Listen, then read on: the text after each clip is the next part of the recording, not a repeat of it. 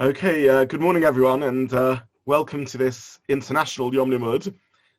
One of the advantages, perhaps, of our discovery of Zoom technology over the last year or so is that we're able to have international speakers of the caliber of Rabbi Turetsky and our other speakers today, and to do so without the inconvenience of people needing to fly internationally to be able to speak to us directly and face-to-face in Shul.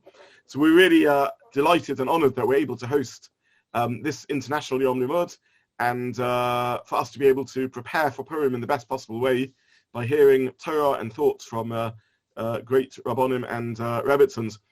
I'll introduce the other speakers later, but for now, the format of the morning is that Rabbi Turetsky will speak for about 3/4 of an hour or so, and then we'll hopefully have a couple of minutes break just for people to stretch their legs and have a coffee, and then move on to the rest of the program. Please also feel free to use the chat function, or if you're brave enough to so do, the unmute option to ask questions or make comments and so on. This is definitely an opportunity for us to be together as a community and talk to each other, and to learn Torah together. And I'm really delighted and honored that Rabbi Turetsky so graciously and kindly and actually immediately agreed to address our community when we reached out to him. I had have had the great pleasure and privilege of getting to know Rabbi Turetsky over the last few years through shared Talmudim. Many of our finest young men go on to Yeshivat Sha'alvim, both from within the Kehillah and from within the school. And Rav Turetsky is a Rama Magid Shir at Sha'alvim, where he teaches both Gemara and also contemporary Jewish thought. When I asked Rabbi Turetsky to speak, I mentioned his famous Monday shiurim, in which he discusses, uses Torah to look at contemporary issues. And the title of today, Why Still Remember Amalek, the Contemporary Relevance of the Purim Story, is, I think, a really important topic for all of us to hear. Rav Turetsky studied at Yeshiva University, where he received a BA in Psychology and a Master's in Jewish Education, and Smicha there in Yeshiva University. He's also an alumnus of YU, of Yeshiva University's prestigious Kollel Elyon, and currently I think is Associate Director at the NCSY Kollel. He's married to Dr. Ilana Turetsky, who, Emiyat Hashem, is someone we also would love to get to speak to our Kehillah in the future, and lives in Sha'alvim, there in the Yeshiva campus, together with her and their 4 children. So, Rabbi Turetsky, thank you so much for joining us. Very much looking forward to learning from you and hearing from your Torah today. And with your permission, I will spotlight to you and hand it over to you. Thank you. Okay, thank you very much, Rabbi Zobin, for the opportunity. It's interesting. I think originally traveling would have been an inconvenience. I think nowadays it would be one I would love to have the opportunity to have at some point, to be able to see other people from other places. But certainly it is a great opportunity to be able to be here and to speak with all of you. I had the great pleasure this morning of asking some of the guys I have the pleasure of teaching from the London area just to get some background about who I'd be speaking to and the shul, and it sounds like a truly amazing place, a very wonderful place, and one that it's really an honor to be able to speak to today.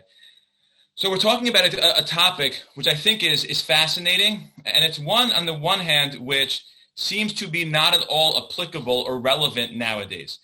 This coming Shabbos, we're going to be celebrating, I guess, Shabbos Zachor. We're going to be reading from the Torah, the section that describes the mitzvah to both remember and eventually annihilate, for lack of a better term, the nation of Amalek. And that's really part of the Purim story also. Haman, the classic, I guess, like paradigmatic villain almost. Haman is associated with Amalek. It's understood based on different psukim. It's understood according to Chazal that Haman was a person who was a descendant of Amalek.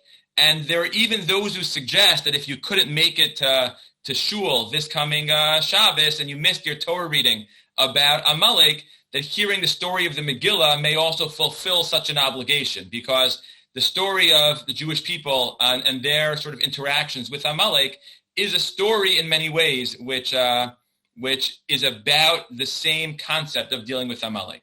Now, what's intriguing is if we had to list a mitzvah that is not really applicable nowadays. So this is, I think, near the top of the list. It doesn't really apply. We don't hear stories of people trying to do it. I think, thank God. And I think even certainly from a moral or ethical perspective, it's one of the mitzvot which gets spoken about most often, the charge to annihilate a nation and what that's really all about. But today I want to focus on what I think is a really intriguing discussion, which is those thinkers and those that deal with the contemporary scene. So how do they relate to this mitzvah of Mechir Amalek? Does it have any practical implications nowadays? Is it relevant nowadays? And to the extent to which this story of Amalek is a relevant story, so too the story of Purim becomes a more relevant story as the two are so intertwined, as the two are so linked. So I want to begin by just framing the issue a little bit, and then we're going to speak somewhere between, I think, 3 and 5 different approaches, depending on how much time we have. I'll try to finish at about 10:40 London time. But we'll try to get a little bit of an overview of the way people related to what is a fascinating question. And to begin as follows. The standard approach is that this is not a mitzvah which a person can fulfill nowadays at all. That's because of a comment of the Mishnah. The Mishnah tells us in Masechet Yadayim that Sancherev came along and was mivalbel kol ha'umos. He mixed all the nations together. So people that lived in Egypt were moved to Syria. People that moved in Syria were moved to Iran. And that all the nations got mixed up. That was part of what he tried to do. And because all the nations got mixed up, so many of the mitzvot that are typically associated with particular nations are no longer considered to really be applicable. So as an example, there are some that suggest, while it says in Chumash, as an example, that it's, again, there are a lot of exceptions to this, but when it says in Chumash that it's not ideal to live in Egypt, so many Rishonim suggest, well, that's not true nowadays, because nowadays the people that were originally the Egyptians are now living somewhere else. And the Minchas Chinuch, one of the great, I guess, in the last 200, 300 years, one of the greatest poskim, the Minchas Chinuch, writes that the same thing is true with destroying Amalek. The mitzvah is not applicable nowadays because we have no way of identifying. It's probably not applicable for other reasons also. We'll see in a little bit. But one of the most basic reasons, we couldn't even begin to ask the question because it's impossible to identify Amalek as anyone in terms of who are their biological descendants and who are they. And in many ways, what this did was the comment of the Minchas Chinuch seems to be so correct and so accurate that it forced many to struggle with an intriguing question, which is, so nowadays we still do spend time remembering. Zachar es asher asa lecha, we remember what Amalek did to us, and we invest in that on the Shabbos before Purim. We invest in that partially on Purim itself. And one of the questions is, so what relevance does this have? Or is the mitzvah, in fact, potentially relevant? And if not, how do we relate to it? So we're going to try to speak about a couple of different approaches. I think they're all a little bit intriguing. Some of them are a little bit well-known, and some of them I think less well-known. And we'll try to keep it. We'll try to keep things moving a little bit.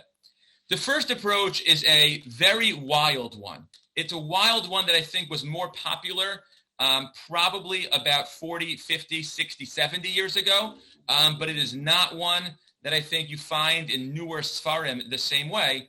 It's based on an oral tradition associated with the Vilna Gaon. There's a similar comment in the name of the Sfas Emes, who was one of the Gera Rebbes, and it's based on a comment of the Gemara in Maseches Megillah, which was an attempt. Is it so clear that we really can't identify any nation nowadays as being Amalek? The simple explanation is no, but maybe that's not true. And maybe there really are certain nations that we could identify, or certain individuals that we could identify. So there was a tradition from the Vilna Gaon. This was one that was, it's not clear it's in his own writings anywhere. There was an article that came out about 30 years ago in a journal called Yishurin, trying to explore, I guess, the veracity or the basis of this tradition, which is a tradition to associate Nazi Germany with Amalek, again, based on certain comments. I think it's a fairly well-known perspective. Unsurprisingly, it was more, I think, often cited during the time of the Holocaust or immediately following the Holocaust. But my wife's, I come from, my family was already in America way before the Holocaust, but my wife's family, they're all Holocaust survivors. And this is an idea which I remember hearing once, spoken about a little bit, this association which is there. But this is not really an approach which is taken, what I would say, seriously by halachic decisors. When poskim deal with questions about Nazis even, they don't typically apply to them the rules of Amalek. There's a very famous, I think, or somewhat well-known tshuva. Rabbi J.J. Schachter, I believe, is fond of this, in a sefer called Chukas Hager, that there, in the laws, the Medrash tells us that it is not appropriate to accept converts that come from Amalek. Many are bothered by the fact that the Gemara does tell us that the children of Haman ended up learning Torah in Bnei Brak, that they in fact did convert, and how that all works out. But there was a case about, again, 60, 70 years ago, where a former Nazi came and he wanted to convert to Judaism. And the poskim, I think, pretty much universally, Rav Wosner and Shevet Halevi and others maintained, we don't assume, it's not clear that a person from Amalek couldn't convert. And even if they couldn't, certainly even one who is even if they could, one who is a Nazi, so terrible, atrocious, and awful as that was, the person, as part of their desire to repent, would do an authentic tshuva. So at minimum, questions about whether if you were on that court, you would accept them or not is an intriguing question, not for now. But certainly as far as the legal limitation, we don't apply that legal limitation. So argues the majority of halachic decisors. But that's one approach out there, which is to try to identify individual sort of nations. It's not one, again, which the way I would say it is, it's not really rooted in sources as much as it's published in secondary sources, summarizing, something that one heard here, something that one heard there. But it is, I think, nevertheless, a little bit of an intriguing idea. The more well-known suggestion in terms of identifying nations as being associated on some level is one that Rabbi Soloveitchik had, quoting his father. He did so based on a close reading of Rambam, and it's one that was thought-provoking, and it's one that was very controversial from two sides, even in the internal Soloveitchik family. Rabbi Soloveitchik quoted this from his father. Some quoted from his grandfather. His cousins in Yerushalayim, they wrote very strongly. They do not believe it is accurate and it should not be associated with their grandfather. It's a very sort of intriguing idea, which we'll speak about, and we'll speak about the implications of it or the lack thereof, and I think what Rav Soloveitchik actually meant. But I'll try to share the screen for a moment just to be able to develop the idea. Soloveitchik pointed out two comments of Rambam. There are two different mitzvos that we have to destroy nations. One of them is a mitzvah to destroy the 7 nations upon entering the land of Israel. The second is to destroy Amalek. The Rambam, interestingly, when he speaks about the mitzvah to destroy the 7 nations, the Rambam says, Ukvar avad zichram, that their memory has already been forgotten, i.e., it's impossible to destroy the 7 nations because we can't identify them. We don't know who they are. But when the Rambam writes about the mitzvah to destroy Amalek, he doesn't issue that qualification. The Rambam never says, Ukvar avad zichram. The Rambam never says that Amalek is not alive or is not around nowadays. This forced Rav Soloveitchik's father, Rabbi Moshe Soloveitchik, to ask an intriguing question, which is, why didn't the Rambam write that? Why didn't the Rambam qualify when it came to the need to destroy Amalek, that Amalek, ukvar avad zichram, that Amalek is no longer around? Isn't it true? Aren't they no longer around? Did Sancheiriv not come and wipe out, and mix all the nations together? So if Soloveitchik quoted an idea which has been, I would say, enormously controversial, we can speak about it for a long time. It's a very sort of intriguing idea, depending on what he meant. The Rav quoted his father, Moshe Soloveitchik, as distinguishing between two kinds of Amalek. There is what's called biological or genealogical Amalek. Those are the direct descendants of Amalek. Those we can no longer identify. Rav Soloveitchik suggested, quoting his father, that in fact there is something else called ideological Amalek. Nations that are formed that have the explicit goal of eradicating the Jewish people. Nations like that, suggested Rav Soloveitchik, if that is your real goal, that you're there to uproot, so that is something which can bring a person on some level, we'll define what I mean by on some level in a moment, to the status of Amalek, that ideological descendants of Amalek, those nations that are geared towards the destruction of the Jewish people. So Soloveitchik applied that to Nazis, not arguing that Nazis are biological descendants. It has no implications for wonderful people from Germany nowadays. Soloveitchik was saying that those who have a particular ideology, so those are included in the topic, in the realm of ideological Amalek. Now, there's, I think, three intriguing questions that come up. Rav Soloveitchik has been, he himself understood, apparently, that this idea did have particular relevance in at least one context. Soloveitchik did not argue based on this that there's a mitzvah to murder Nazis.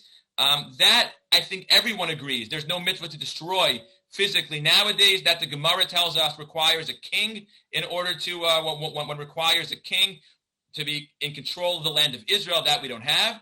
But Rav Soloveitchik voiced this idea to Menachem Begin. They had a long-standing family connection, some may know, in the town of Brisk. And Rav Soloveitchik publicly, in a very rare public instance of him speaking up on an issue like this, believed that Israel should not accept reparations from Germany because there is a prohibition to accept, to benefit from the products of Amalek. And Rav Soloveitchik maintained that should limit Israel's ability to accept reparations from Germany. Now, it happens to be, and here's an important thing, Rav Soloveitchik most certainly did not mean this in a halachic sense. He did not mean to really formally apply the rules of Amalek, but he meant it as a certain kind of orientation. A teacher of mine, Rabbi Chaim Jachter, had the privilege of, when the Soloveitchik was older and was already sick, had the privilege of taking care of Soloveitchik, driving him back and forth to the airport sometimes when he'd be traveling to Boston. So he said that when Soloveitchik was much older, he actually, he said he confessed to Rabbi Jachter that he regretted that particular opinion, that when he saw the manner in which Israel accepted the reparations and allowed a certain flourishing of the economy in Israel, so if Soloveitchik had a certain hesitation whether in fact he was right to publicly come out and to critique it. That was part of the discussion. And we see there that it wasn't really formally halachic, but it was a way in which he looked at, it was a way in which he assessed those nations, and he attributed a certain kind of Amalek definition. Many have been very critical of this particular approach of Soloveitchik, and that's true, I think, for two to three reasons. One reason, Rav Nachum Rabinovich, who just passed away recently, he was the, certainly aside from his time in Jewish College, I was from Montreal, so we think more about his Montreal connection, but I imagine those in London reflect upon his time in Montreal. And he was also the Rebbe, the rabbi of Chief Rabbi Sachs. Rabbi Nachum Rabinovich wrote a fascinating work on military halacha. It's not what he's most known for, but it's very intriguing. And he writes there a lot about halachas, interestingly enough, not just formal halachas of being in the army, but interactions which take place with different people within the army and how you relate to those that you may unfortunately be in battle against. And there, Rabinovich writes, he quotes this idea of Soloveitchik, and he was asked whether or not what he thinks about it. So he points out that the Rambam in Moreh Nevuchim seems to be, in Guide to the Perplexed, the Rambam seems to be very clear. This is actually not true. That Amalek is a biological, genealogical nation. It is not one that even if you have the ideology of Amalek, you cannot become Amalek itself. And that it's really limited to those that have, to those that are, the descendants of Amalek. It happens to be that because of that, most assume that Rav Soloveitchik didn't mean this in a halachic manner. He meant this more in a certain ideological perspective, the way in which a person can relate to those nations. They share certain qualities, they share certain common denominators with Amalek, and that's how they look at it. And because of that, Rabinovich quotes with Tzvi Yehuda Kook, the great son of Rav Avram Yitzchak Cohen Kook, that Tzvi Yehuda Kook thought this is not the kind of idea that should really be shared. It's a very dangerous idea to be shared, that once one starts and begins to invoke the term Nazi to anyone that opposes them, so who knows where that is going to end up. So Rabbi Norman Lamb, I guess once we're unfortunately talking to people that have passed away over the last 6 months to a year or so, Rabbi Lamb critiqued Rav Soloveitchik, his great teacher, Rav Soloveitchik, because of this. Where do you draw the line in terms of who is and isn't considered to be in a category of Amalek? What Rabbi Lamb viewed as like a reductio ad absurdum, the fact that you could have, in light of this, could you theoretically have Jews that you're going to call Amalek if they're coming up to oppose, the Jewish nation? Where are you going to draw the line? And in fact, as Rabbi Lamb intuited, there have been some in Israel in the last, I think, 20 to 30 years who have invoked this idea, not meaning it literally, but have invoked elements of this idea amongst different groups beyond the original context of Nazi Germany. And in that sense, what I would say is we've seen two approaches thus far. The two approaches both maintain, is it possible to in fact identify Amalek nowadays, either through genealogical, biological descendants or through ideological descendants? Both of them come with a degree of, both have been criticized in different ways. Both also are intriguing and are really about a search for trying to explain or trying to understand really a missing three words from Rambam. The Rambam never said, Ukvar avad zichram. He never says that Amalek isn't around nowadays. And it's an amazing thing if we speak about the manner in which Soloveitchik's related to comments of Maimonides, to comments of Rambam. Three missing words becomes a very, very long, well thought out, developed idea because of the precision with which they happen to have read the writings of Rambam. Interestingly enough, Rabbi Rabinovich, who's one of the leading scholars of Rambam in the last generation, had a very different read of it. I want to speak about two other approaches, which I think are very intriguing and are used in different ways. So the mainstream approach is like the Minchas Chinuch. Amalek is not around nowadays. There's no need to search for an Amalek. There's nothing in primary sources indicating it can really be found. But what's intriguing then, and this is a question which bothered thinkers like the Lubavitcher Rebbe and Rav Aaron Kotler of Lakewood, is trying to figure out, well, if that's really true, so why the emphasis? How come on this Purim, this Shabbos, we're going to be reading about Amalek? We're going to be reading about Amalek. What exactly is they suggest it must be that even if a person can't actually can't actually fulfill this requirement, and I believe that everybody, even if Soloveitchik and even the Gra, no one thinks nowadays the mitzvah of mechias Amalek, of destroying Amalek, of killing Amalek is applicable for a variety of technical reasons. The Smag even writes it may apply at the end of days, certainly not nowadays. You would never find anyone thinking it applies nowadays in a serious way. And that being the case, so what's the value of this Zechira? So Rav Aaron Kotler and the Lubavitcher Rebbe, and hopefully we'll have time for one last idea, suggest that there is a certain symbolic significance to this mitzvah of Amalek, and that Amalek, when it can't be fulfilled practically, does not mean that it lacks contemporary relevance. It actually shares enormous contemporary relevance. It's just a question of being able to identify what that contemporary relevance is. What is it that Amalek represents that we are supposed to remember? And what are we celebrating on Purim? What exactly are we going to be celebrating? What are we going to be valuing come Purim time, to be able to appreciate and see what really is there and what's really going on. So we're going to suggest a couple of different ideas, the following suggestion. Said of Aaron Kotler as follows. If you look at the way that Chazal describe Amalek, so one of the ways they describe Amalek is a nation that knew better and nevertheless rebelled. It's a nation that knew that there was a God that took the Jewish people out of Egypt and decided that nevertheless they were going to fight, nevertheless they were going to challenge the Jewish people.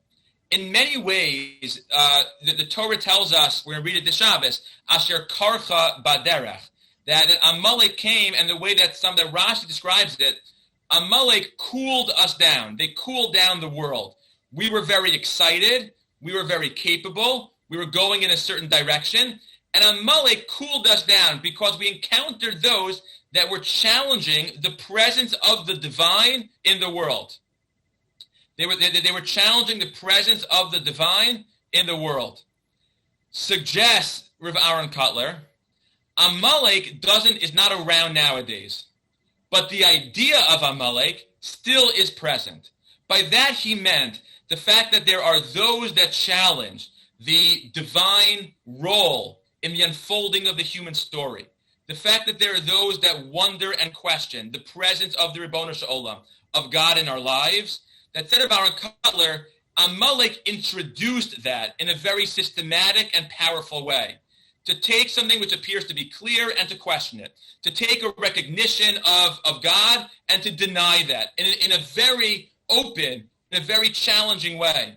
Suggested of Aaron Kotler, the reason why we remember Amalek every year is to remember that it's our challenge to fight Amalek. Not to fight them physically, that's not what the mitzvah demands of us, but rather to try to bring more godliness into this world. But rather to try, to whatever extent we can, to be the kinds of people that are a force of good, to be the kinds of people that are a force of righteousness, and to do what we can to introduce an element of that sense of the presence of the divine within this world. Amalek, then, what you find for Aaron Kotler, is not trying to search for definitions for people that are Amalek. That can't be found nowadays. Sancherev mixed all the nations. But rather, the idea and what Amalek represented, and to be able to challenge that openly, to bring more godliness into the world, to bring more holiness into a world that sometimes challenges it. The Lubavitcher Rebbe had a similar suggestion, albeit in a slightly different way. Some of us may know that in elements of Hasidic thought, the way they relate to Amalek is very intriguing. The goal of destroying Amalek is focused often less on an external nation, but rather internally. And they describe symbolically how there are people that in their own lives have there are things that I know I should be doing and I'm able to do, said the Lubavitcher Rebbe, and there are things I know I should be doing, and nevertheless, I don't always live up to my ideals. Nevertheless, even though I know what I should do, that sometimes it becomes a little bit harder. And the Lubavitcher Rebbe, in homiletic terms, the Lubavitcher Rebbe identified and suggested that maybe that's part of what a Jew is supposed to think about when they hear the Torah reading, if you're privileged to hear it this coming Shabbat, and that part of it is a recognition suggested to the Lubavitcher Rebbe that in fact, maybe for some of us, we're obviously not Amalek, but there's an element of what Amalek represents, which is there in our lives. That knowing what the right thing to do is, but still struggling, that's part of what we're trying to explore. That is part of what we're trying to think about. I want to share with you, for whatever it's worth, an additional suggestion. I think it's one which is deeply relevant for our times, which is a particular perspective on Amalek, and let me introduce it in the following way. The Torah tells us to remember Amalek. The Torah tells us to destroy Amalek.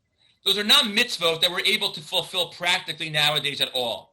The Vilna Gaon attempted to identify descendants of Amalek. Rav Soloveitchik attempted, albeit in non-halachic terms, I think, to identify ideological descendants.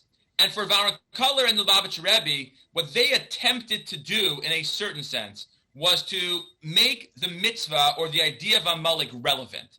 To take a mitzvah and suggest that if we can't fulfill it nowadays, it doesn't mean it's not important. It doesn't mean it can't represent something. So I want to try to share with you an idea which at least I've been thinking about. It's a scary thing to say. I remember sharing this with my shiur here in Sha'alvim last year as COVID began. It's one that was, on a personal note, my family dealt with a major loss as a result of COVID-19. It's certainly very much on my mind. And that began really Purim time. My family comes from New Rochelle, New York, the first place in New York where there was any COVID at all. So it's something which has been on my mind a lot. And certainly, you combine that as being the father of some young children, some of whom have not really been in school that much over the last period of time. So I'll share with you an idea which has, for me, been an element of the confrontation with Amalek, which I think is intriguing. Amalek, and I apologize, I'm not sure the first source for this idea. It's one of these ideas which is found in so many places, it's hard to identify the first place. I don't come from a world which values gematrias so much, or I would value it. I'm not that familiar with so many gematrias. Try once in a while. I have a son who's very into math, so it gets him thinking a little bit at the Shabbos table, which can be enjoyable, but not so much. But there's a very famous gematria that Amalek is the gematria suffix. That Amalek and the word doubt share the same numerical value. And there are many that suggest, it's true in Hasidic thought, it's true in the thought of many of the greatest Ba'ali Musar, of Musar thinkers, that Amalek did something very, very powerful, very, very powerful, and they did so in a very sort of scary way. The Shemi Shmuel, one of the great Hasidic Rebbes, quotes his father, the Sakachavar Rebbe, the Eglei Tal, the Avnei Nezer, with the development of this idea, and that's the following. There are situations in life where a person is very passionate, situations where a person is very excited, and I have a clear sense of principles, and I have clarity what I am supposed to be doing, and what is expected of me, and what is the pathway in my life that I plan on taking. Where exactly am I supposed to go, and what exactly am I supposed to do? What Amalek does is Amalek, to the numerical value of suffix, what they represent is they cool people down. They introduce doubt. That sometimes a person's very excited to do something, to participate in a particular activity. A person is worked up, they're excited, they're passionate, and there's that one person that comes along and they say, is that really a good idea? Are you sure that's the right choice? Are you positive that that really makes sense? And sometimes through introducing, in a certain sense, a question, through introducing a question which can paralyze a person, through suffix, through doubt. That doubt is something which can very much cool a person down. Asher karcha baderech, Rashi points out, karcha, kar, from the word of cold, that Amalek cools a person down by introducing certain doubts. I always thought there was one way to deal with doubts, but I think the Purim story and its relevance highlights for us a different way, and maybe one which is even more powerful. The story of Amalek, I always thought the way to deal with doubt is by adding in increased amounts of clarity. That nothing removes doubt like clarity, that when there's darkness, we shine light, and that the more clarity we could have, the less we deal with the questions of Amalek. That's undoubtedly true. It is true. More clarity is helpful. More clarity gives us, it empowers us more. It allows us to be very successful. But I think the Purim story, in a certain sense, reveals to us a different way of confronting and dealing with doubts that are all around us. Amalek introduced doubts, and many of us in our lives, I don't know the situation currently in London, but many of us, I know, deal with probably with varying degrees of doubts about what is going on and what will go on. In many ways, the culmination of the celebration of Amalek, of destroying Amalek on Purim, is what the Gemara describes in Maseches Megillah. The Gemara says, "Mechayiv inish levesumi bepuraya ad lo yada ben arahaman levarach Mordechai." The Gemara comments, not understood literally by 99% of halachic authorities, but the Gemara says the person should drink on Purim until they can no longer tell the difference between Haman and Mordechai. I thought always it is so remarkably intriguing that the way that we celebrate the challenge of Amalek is by forgetting, and by, as the Gemara describes, getting to a point of lo yada, of not knowing. I would have thought that if there was one day to have clarity, it should be the day that we talk about challenging Amalek. That's what I would have assumed. So you can take it or leave it, but my own suggestion would be as follows. There are two kinds of doubts. There are doubts in this world that paralyze us. There are doubts in this world that bring an overwhelming sense of anxiety. There are doubts that Amalek represents. Amalek is the doubt that cools you down from doing all the good things. The Purim reminds us that even though there are doubts sometimes, we can still find within that cause for celebration. and that doubts don't always need to mean, again, whatever, I speak here not in practical terms, I speak here about internally, that doubts and the presence of doubts, that a person can sometimes have questions in life, and a person can wonder why, and a person cannot always be sure about everything. But if you can do that in a way where it doesn't paralyze you, if you can do that in a way where you can still feel confident and good about yourself, so that's all the more powerful to be able to learn how to live life day to day with doubts as that sometimes comes up. I'm not speaking here about practical things of what people can or can't do from the extremely careful camp. What I am speaking about is the way that we orient ourselves. That Amalek in many ways introduces doubt, and one of the ways that we celebrate Purim is by saying, even though sometimes there are questions and there are doubts, that even from that same place, even when not everything is entirely clear, part of the Purim story was Bnei Yisrael not being clear, I still have what to celebrate. I can still be happy with the opportunities I have, even if I'm in more limited circumstances, even if it's going to be on Zoom instead of it being live, even if it's going to be with all the same opportunities, to be able to still celebrate virtually together is something which is worthwhile, even if there are still some questions and doubts that undoubtedly are going to exist. So we spoke a little bit about Amalek. We'll try to wrap up, and we have one more minute, I believe. We spoke a little bit about Amalek and the story of Haman and victories over Amalek and the search for contemporary relevance in the story of Amalek. And how do we find it, and what does it mean? And ideas that are very loaded, ideas that are very controversial in a certain sense. Can I find Amalek nowadays? The mainstream approach? Certainly not. Everyone? Not in the practical way. Exactly. I think Rabbi Sachs and Rabbi Lamb, who wrote a beautiful book called Faith and Doubt, both were models of this in so many moving ways. In an era of doubt, still having faith. In an era of doubt, still being able to be strong, which I think has been something which is so beautiful and so powerful. And I think that the Lubavitcher Rebbe and of Aaron Cutler, and maybe our last suggestion, in different ways, there's a relevance to the story of Amalek. There's a relevance here that is about bringing godliness into the world, about being able to stay strong even though things are hard sometimes, and being able to with ourselves do that which we know is really right. As the Baba Rebbe reminded us, to live up to the wonderful ideas and morals and ethics that in many ways we all have. I hope, as we are, I think, a couple of weeks away from Purim, that hopefully it can be a Mishenichnas Adar Marbin B'Simcha. It can be a time where we can appreciate, rejoice, enjoy the joy of the month, to be able to do so in a way in which we see the Purim story as relevant to our lives, as being one that resonates with us, and one that can be very powerful. It's really a pleasure to be able to have learned with you this morning. It's really nice to be able to do so, albeit virtually. It's great to be able to see so many people learning on a Sunday morning. Is really remarkably inspiring. It's a beautiful thing. I can just say, I'll end one of the ways that I began.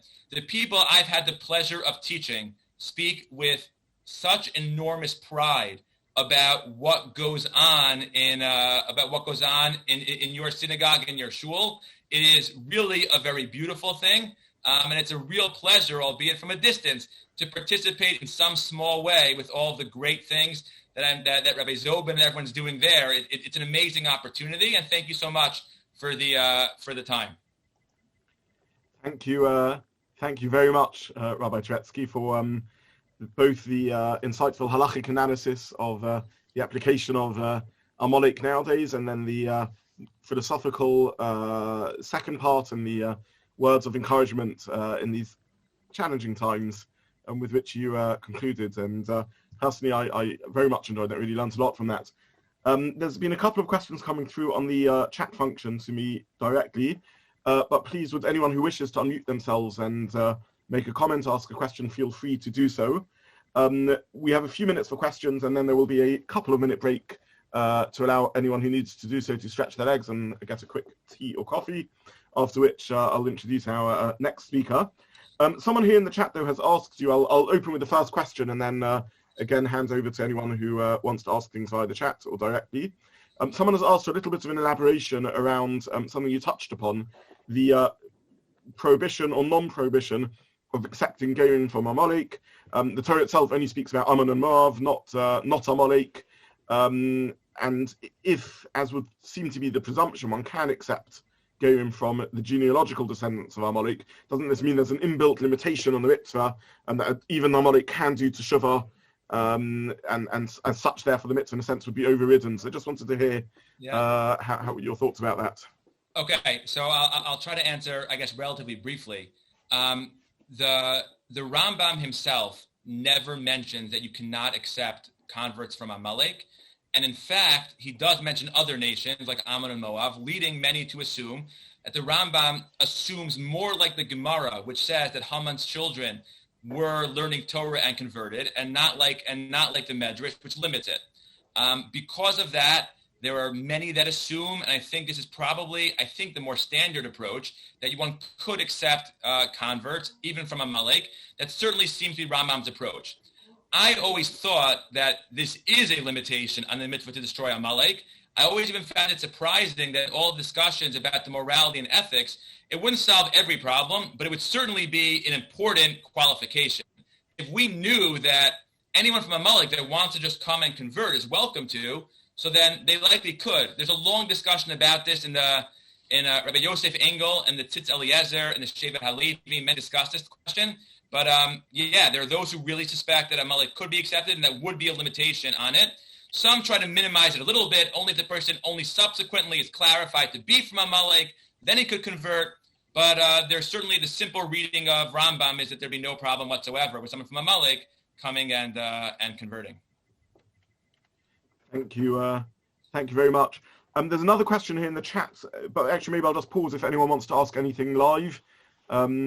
Otherwise, I'll take another question in the chat. Just can you elaborate just for 1 minute on the Adzlo Yoda and how that ties into this paradox of dealing with Amalek by removing human reason? Yeah. Okay, thank you for the clarification, because as I was saying it, I was wondering if I was sufficiently clear. So I think the way I would say it's as follows, that on Purim, part of the celebration, and I think whether, again, practically drinking or not, that's not my question right now. What the Gemara is, I think, sort of highlighting is that there is a part of the celebration is when a person, sometimes not everything is clear, and we say, and it's okay anyway. That sometimes when there are question marks, and a person's able to say, despite the question marks, I can still find a place to rejoice, is there. So Adlo Yada highlights like a person that says like, at this point, I don't even remember Haman, Mordecai, who's who. And the point is, it doesn't have to undermine necessarily, in a very extreme way it highlights, it doesn't undermine elements of the celebration. The way I would describe it, like the Piazetzner Rebbe gave a very powerful sermon in the Warsaw Ghetto about celebrating Purim in the Warsaw Ghetto, where he writes about sort of like the capacity to celebrate even in trying times. The capacity to celebrate even in trying times. And I think part of it is when there's no clarity that maybe nevertheless, when I don't even remember the basic of the story of Purim, there's something that seems so out there for me, I can still find a degree of I can still find something worthy of celebrating in that sense. Hope that clarified a bit. Thank you very much. And maybe there's a general comment here posted on the group. Again, also, I think something you touched upon, but perhaps asking for a bit of elaboration about if we can't get rid of the Amaleks of this world, do you think we should then concentrate on having more clarity in our lives to counteract this? And I know you touched upon this, but maybe just offer some more words on this direction of thought.